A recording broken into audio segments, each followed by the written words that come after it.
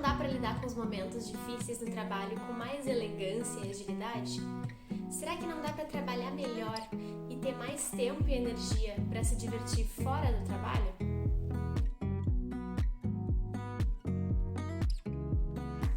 Oi, tudo na paz?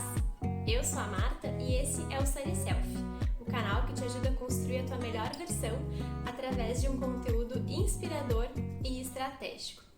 O vídeo de hoje é sobre resiliência no trabalho e ele foi todo construído em cima de uma aula da professora Emiliana Thomas, da Universidade de Berkeley, num curso chamado As Bases da Felicidade no Trabalho.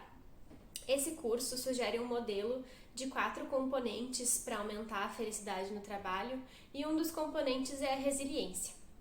E nesse vídeo eu vou trazer 4 conceitos, 4 tópicos que ajudam a aumentar a resiliência no trabalho, que são a atenção plena, ou mindfulness, a autenticidade, os nossos hábitos mentais e as folgas. Então, a atenção plena, ou mindfulness, significa manter, momento a momento, a consciência dos nossos pensamentos, sentimentos, sensações corporais e sensações em relação ao ambiente, sempre através de um olhar gentil e estimulante. E muitos estudos concluíram que pessoas altamente conscientes vivenciam menos desgaste emocional do que aquelas pessoas mais distraídas, que não só se desgastam mais emocionalmente, como às vezes apresentam comportamentos inadequados no ambiente de trabalho, como roubar material de escritório e até prejudicar o andamento do projeto de outros colegas. E uma meta-análise feita em 2017 chegou à conclusão que pessoas mais conscientes vivenciam menos estresse na vida, têm menos sintomas depressivos, têm menos ansiedade e também menos comportamentos de absenteísmo, que são aquelas faltas ao trabalho, né, quando as pessoas não comparecem. Então, diante de todas essas evidências e muitas outras, não é de se espantar que empresas de referência como Google, como a Ford, como a Salesforce e tantas outras estejam adotando essas práticas de mindfulness dentro da rotina de trabalho. A atenção plena está ligada também a outro fator da resiliência, que é a autenticidade, ou o ser fiel a mim mesma. Os pesquisadores documentam há muitos anos a importância da autenticidade, principalmente as consequências negativas da falta dela. Um exemplo comum de falta de autenticidade é a atuação superficial. Sabe quando a gente incorpora um papel diferente do que a gente acredita ou sente? E um pesquisador dessa área diz que empregados, trabalhadores que vivenciam ser fiéis a si mesmos se sentem muito mais à vontade no trabalho e gastam muito menos energia fingindo ser uma pessoa que eles não são. Esse mesmo pesquisador descobriu que a autenticidade responde a mais ou menos 11% da variação de bem-estar entre as pessoas e que ela impacta fortemente no desempenho e na sensação de estresse. E uma outra pesquisa americana concluiu que a autenticidade também está muito ligada ao sucesso da liderança e à satisfação do cliente. Super importante então a autenticidade.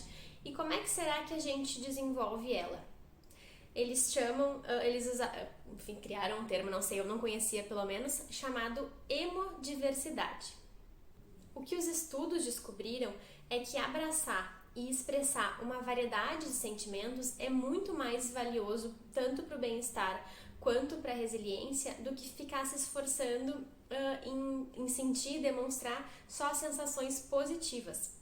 Ficar lutando por uma alegria permanente e evitar as nossas respostas emocionais aos problemas inevitáveis que vão acontecer na nossa vida e no trabalho está mais atrelado à depressão.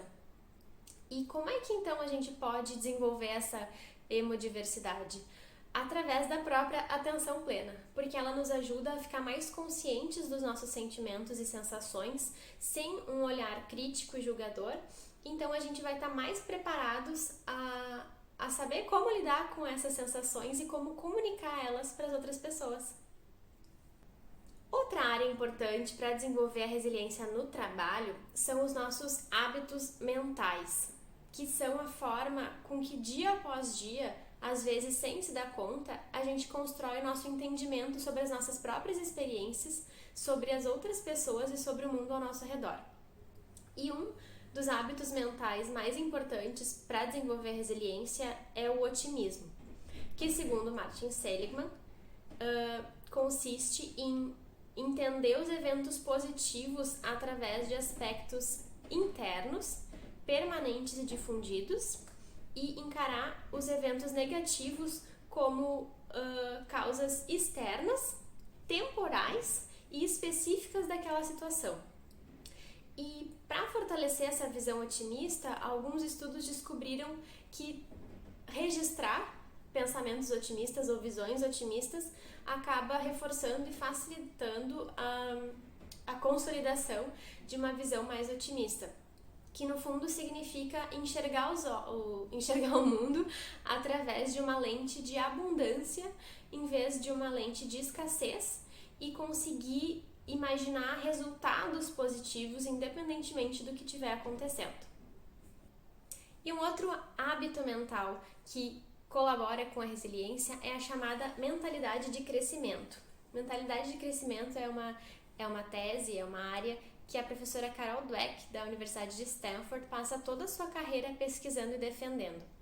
Mentalidade de crescimento significa acreditar que os objetivos e as aspirações podem ser alcançadas, vão ser alcançadas através de dedicação e prática, em vez de serem impedidas, ou enfim, em vez da sua consecução ser consequência de causas naturais ou externas ou do destino. As pessoas que têm uma mentalidade de crescimento, depois de uma falha ou depois de uma rejeição, elas conseguem perseverar e alcançar os seus resultados de forma muito mais fácil do que quem tem a chamada mentalidade fixa. Isso é só um resumo, tem um monte de coisa para falar disso, mas eu acho que já é uma pincelada boa para esse assunto aqui.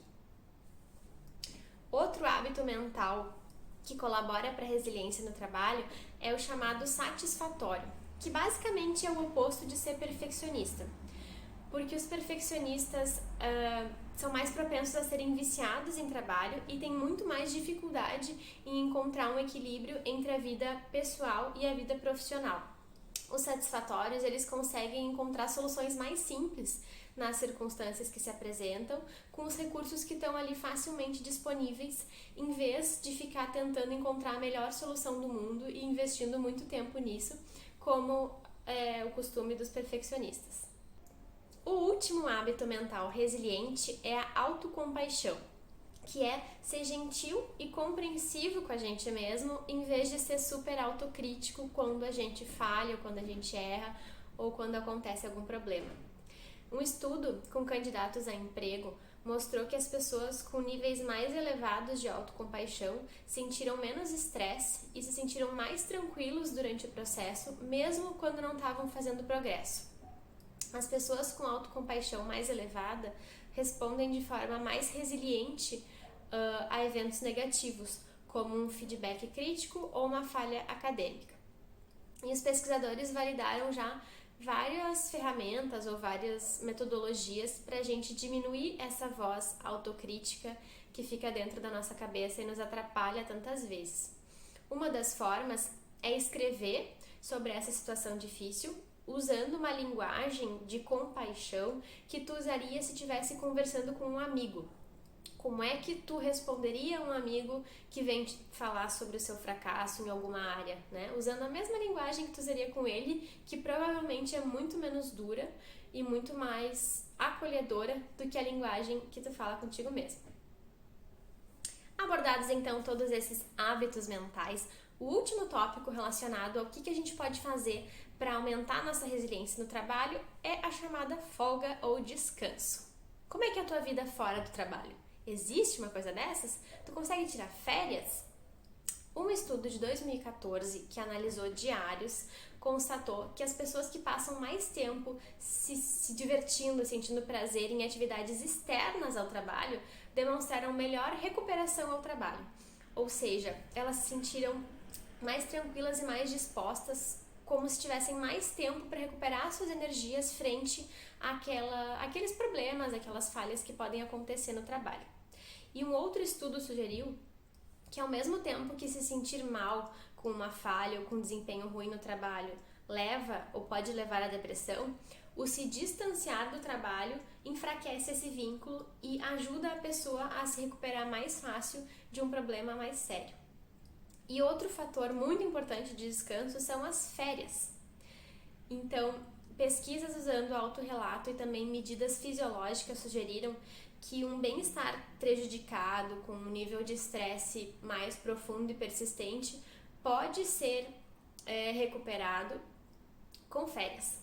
E que as férias não só ajudam a superar esse momento, como aumentam os níveis de criatividade, de desempenho e aumentam também a felicidade no trabalho. Acho que nessa resumida fica claro como a resiliência nos ajuda a enfrentar os inevitáveis altos e baixos da nossa vida profissional.